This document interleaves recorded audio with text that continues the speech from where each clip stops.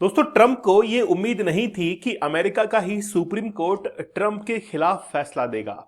Trump को यह उम्मीद थी कि कहीं ना कहीं ट्रंप के द्वारा लगाया गया टैरिफ उसको जस्टिफाई किया जाएगा, उसको सही ठहराया जाएगा। लेकिन सुप्रीम कोर्ट के अंदर जब यह मामला पहुंचा तो सुप्रीम कोर्ट के अंदर कुल 7 न्यायाधीश थे और उनमें से 3 ने यह वोट किया कि वाकई में टैरिफ जो लगाया गया है वो सही लगाया गया है, और बाकी 3 ने यह फैसला दिया कि टैरिफ को बिल्कुल गलत तरीके से लगाया गया है।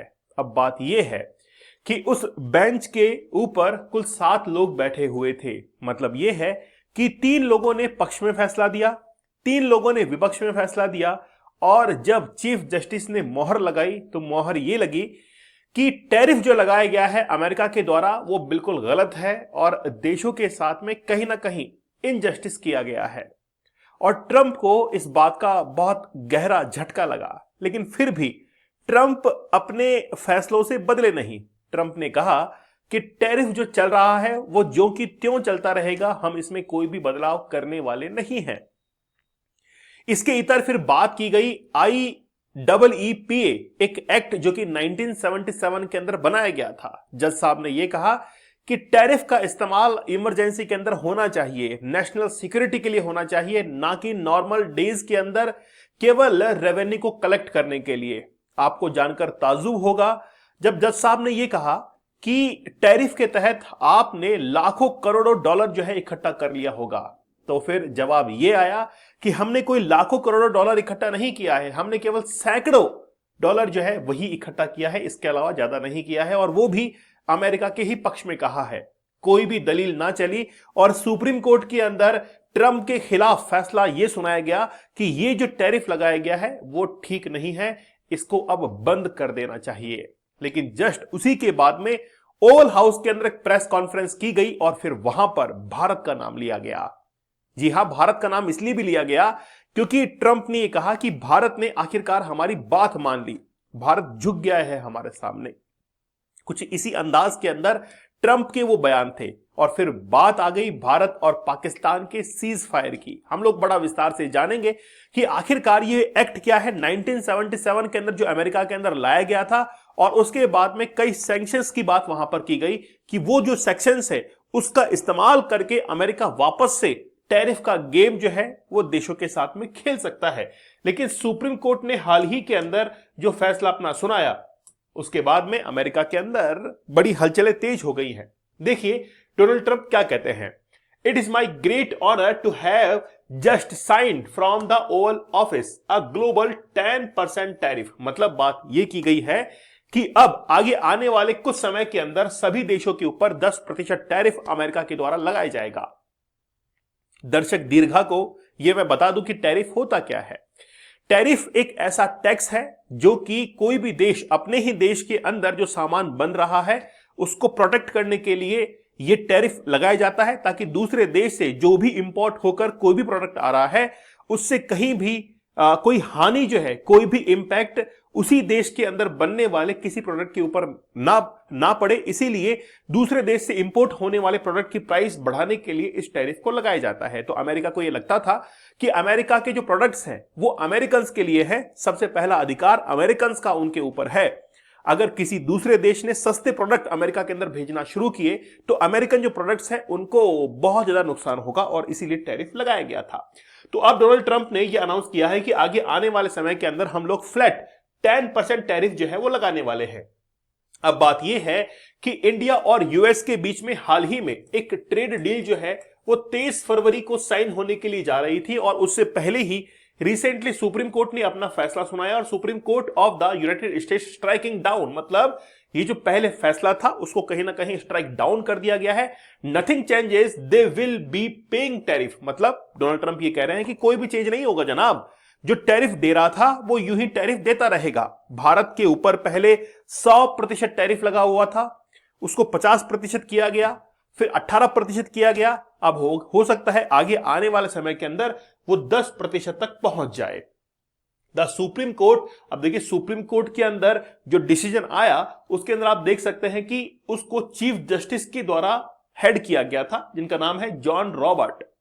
और यह फैसला जो है 6-3 से आया। इंदर इन द सेंस ये है कि 6 लोग तो इसके पक्ष में थे, 3 लोग इसके विपक्ष में थे। मैंने शुरुआत में आपको क्या बताया था कि 3 लोग पक्ष में, 3 लोग विपक्ष में। शुरुआत में ऐसा ही हुआ, लेकिन धीरे धीरे कहानी जो है वो बदली और चीफ जस्टिस जो है उन्होंने अपना फैसला सुनाया उसके विपक्ष में वोट डालकर। World wide tariff impose under the international emergency economic power act, ये जो आप लोग देख रहे हैं IEEPA, इसको 1977 के अंदर लाया गया था। मतलब एक ऐसा एक्ट जो कि इमरजेंसी कंडीशंस के अंदर इकोनॉमिक पावर्स को कंट्रोल करने के लिए प्रेसिडेंट को एक पावर देता है कि president has to power to rule by economic sanctions. तो इकोनॉमिक सैंक्शंस वो लगाकर उसका इस्तेमाल कर सकता है, लेकिन सुप्रीम कोर्ट में कहा गया कि प्रेसिडेंट इसका इस्तेमाल तभी कर पाएगा जब इमरजेंसी लगी हुई है। तो अमेरिका के अंदर ऐसी कोई इमरजेंसी थी ही नहीं, लेकिन फिर भी इसका यूज किया गया। अब बात यह है कि ये जो एक्ट था जिसको 1977 के अंदर लाया गया, जिसका मकसद तो ये था कि इमरजेंसी की कंडीशन या कोई नेशनल सिक्योरिटी थ्रेट है उस समय इन पावर्स का यूज किया जाए। तो US federal law that gives only the president of the United States broad authority to regulate the commerce and after declaring a national emergency, जब नेशनल इमरजेंसी डिक्लेयर होती है उसके बाद में इसको यूज करने का है, in response to an unusual and extraordinary foreign threat. अगर कोई फॉरेन से थ्रेट मिल रहा है उस समय अपने ही जो प्रोडक्ट्स हैं इनको सिक्योर करने के लिए टैरिफ का यूज या फिर इस तरीके के जो टूल्स हैं इनका यूज किया जाना चाहिए। साइंड बाय 39th जो इनके प्रेसिडेंट थे जिमी कार्टर, उनके द्वारा इसको साइन किया गया था और बेसिकली क्लैरिफाई किया गया था कि प्रेसिडेंशियल इमरजेंसी इकोनॉमिक पावर जो है इनका यूज किया जाएगा किस चीज के लिए, टू इंपोज सैंक्शंस को इंपोज करने के लिए, फ्रीज फॉरेन एसेट्स, कोई भी फॉरेन एसेट्स है जो कि अमेरिका को नुकसान पहुंचा सकते हैं उनको फ्रीज करने के लिए, रेस्ट्रिक्ट फाइनेंशियल ट्रांजैक्शंस, कोई भी जो ट्रांजैक्शंस हो रही है उनको रेस्ट्रिक्ट करने के लिए ये जो टूल है, ये जो एक्ट है इसका इस्तेमाल होना चाहिए। लेकिन हुआ क्या, अमेरिका ने इसका इस्तेमाल किया किसके लिए, अपने टैरिफ मतलब अपने वर्चस्व को बढ़ाने के लिए। और फिर डोनाल्ड ट्रंप से पूछा गया भाई आपने इसका यूज क्यों किया, तो ट्रंप का सीधा जवाब था मैंने तो युद्ध रुकवाने के लिए इसका इस्तेमाल किया था। जज साहब ने साफ कर दिया कि युद्ध रुकवाने के लिए नहीं होना चाहिए इसका इस्तेमाल, अपने ही देश को बचाने के लिए इसका इस्तेमाल होना चाहिए था। तो मैंने आपको यह बता दिया कि आखिरकार IEEPA होता क्या है। लेकिन अमेरिका के अंदर कुछ सेक्शंस है जैसे सेक्शन 122, 233, 232 और 301। ये सेक्शंस क्या कहते हैं, देखिए पहली बात तो ये है, ये बात करता है इमरजेंसी की। इमरजेंसी के अंदर इकोनॉमिक पावर जो कि प्रेसिडेंट के पास में होती है वो उसको एनेक्ट कर सकते हैं। अगर नेशनल सिक्योरिटी की बात होती है तो सेक्शन 232 वहां पर अप्लाई होता है और ऐसा ही कुछ जो है वो 301 के अंदर है। मतलब अब बात यह है कि अगर IEEPA इस एक्ट का इस्तेमाल करके टैरिफ को नहीं लगाया जाएगा तो फिर डोनाल्ड ट्रंप के पास में ये रास्ते और है जिनके तहत वो इस टैरिफ का वापस से गेम खेल सकता है। ठीक है, चलिए tariff at the centre of dispute actually में क्या है। जब पूछा गया ट्रंप भाई साहब से कि भाई बताइए आप इसका यूज क्यों कर रहे थे, तो ट्रंप ने साफ तौर पर इसको जाहिर किया। पहली बात तो ये सुनो मेरी बात, मतलब ट्रंप कह रहे हैं कि पहला तर्क ये है कि रशिया और यूक्रेन के बीच में युद्ध चल रहा था और रशिया को जो वेपन्स मिल रहे थे, जो वेपन्स से वो यूक्रेन के ऊपर हमला कर रहा था उसके लिए पैसों की जरूरत थी और रशिया ने इंडिया को ऑयल जो है एक्सपोर्ट किया जिससे रशिया ने वेपन्स बनाए और यूक्रेन के ऊपर अटैक किया। फिर हमने इंडिया से बात की और यह कहा कि आप रशिया से ऑयल क्यों खरीद रहे हैं और हमारी बात सुनते हुए इंडिया ने रशिया से ऑयल खरीदना बंद कर दिया। इसके लिए हम इंडिया को धन्यवाद जो है वो कहना चाहते हैं। ये मतलब बाकायदा प्रेस कॉन्फ्रेंस के अंदर कहा गया, सब कुछ ये बात हुई और फिर यह भी कहा गया कि इंडिया के अंदर जो ग्रेट लीडर है, ग्रेट लीडर मतलब मोदी जी का नाम लिया गया कि वो बहुत ग्रेट लीडर है ना। सब कुछ ये बातें जो है हवाई बातें की गई और बेसिकली इसको एक टूल की तरह काम में लिया। किसको? टैरिफ को। तो सुप्रीम कोर्ट ने कहा कि आप इस चीज को टूल की तरह काम में ले रहे हैं। अब यूक्रेन और रशिया का वॉर था तो ट्रंप ने कहा कि मैं जो है वो एक्चुअली में जो वॉर्स हो रहे हैं, जो घटनाएं हो रही हैं, युद्ध हो रहे हैं, उनको रुकवाने के लिए ही मैंने ये सब कुछ किया।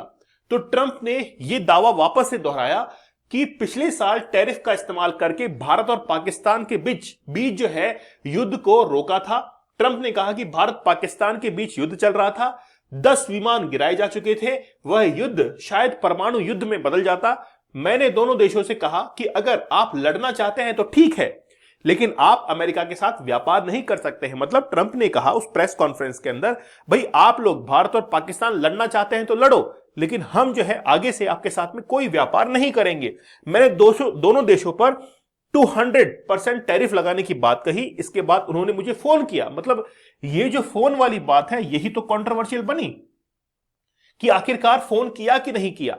ये कह रहे हैं कि इसके बाद उन्होंने मुझे फोन किया। अब उन्होंने किन्होंने फोन किया? क्या भारत की तरफ से फोन किया? तो भारत ने साफ तौर पर पार्लियामेंट के अंदर इनकार कर दिया कि हमने अमेरिका को कभी भी फोन नहीं किया।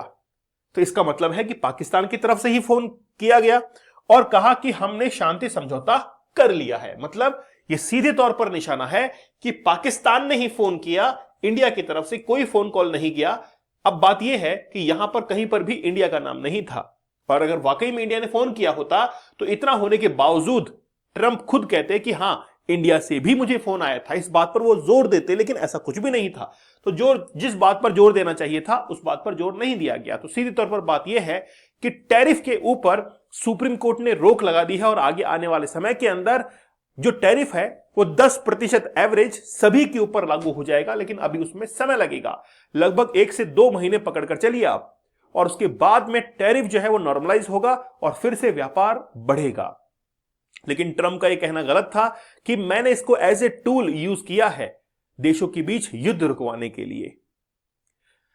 अच्छा, इसका दूसरा एंगल मैं आप लोगों को बताता हूं। एक्चुअली में एप्स्टीन फाइल के तहत अभी ब्रिटिश जो राजकुमार है, प्रिंस हैं, उनके भाई को अरेस्ट किया गया। आपको पता है कि यह केस जो है वो ट्रंप के ऊपर भी चल सकता है और ट्रंप को भी अरेस्ट किया जा सकता है। इसीलिए पूरे विश्व का या खास तौर पर अमेरिका का ध्यान भटकाने के लिए भी एक वेपन की तरह से टैरिफ को यूज किया गया है। बताइए क्या वाकई में यह बात सही है? मुझे आप लोग कमेंट सेक्शन में जरूर बताइएगा। दोस्तों, डीप वर्क का एक कोर्स बड़ा जबरदस्त है। ये कोर्स है क्या? मतलब काम करने की, मैंने जो वर्क हम लोग डेली बेसिस पे करते हैं, रूटीन वर्क करते हैं, उसको मैंने 30 टेक्निक्स उसके लिए बताई है कि कैसे आप अपने काम के अंदर चेंजेस कर सकते हैं, कैसे उसके अंदर और रिफाइन आप कर सकते हैं। वो टेक्निक्स मैंने बताई हैं। ठीक है, 75 डेज का हार्ड चैलेंज या फिर 100 डेज का हार्ड चैलेंज आप लोग जरूर ज्वाइन कीजिएगा, क्योंकि कोई भी चैलेंज होता है वो आपकी जिंदगी बदलने के लिए आता है। अगर आप किसी परेशानी में हैं तो आपको मुबारक हो, आपकी जिंदगी बदलने वाली है। दीपक इंदौर ऑफिशियल आप लोग टेलीग्राम पर मुझे जरूर ज्वाइन कीजिएगा। तो मिलते हैं आप लोगों से अगले सेशन से, तब तक धन्यवाद, थैंक यू, जय हिंद।